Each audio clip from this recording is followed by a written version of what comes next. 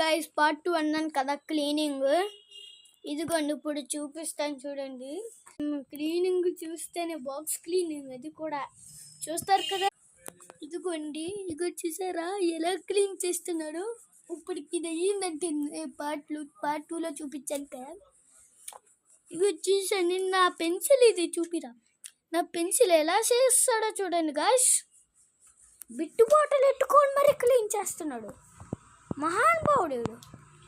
మహానుభావుడికే మహానుభావుడు. ఇది నా బాక్సే గాయ్స్. ఈడే క్లీన్ చేస్తున్నాడు.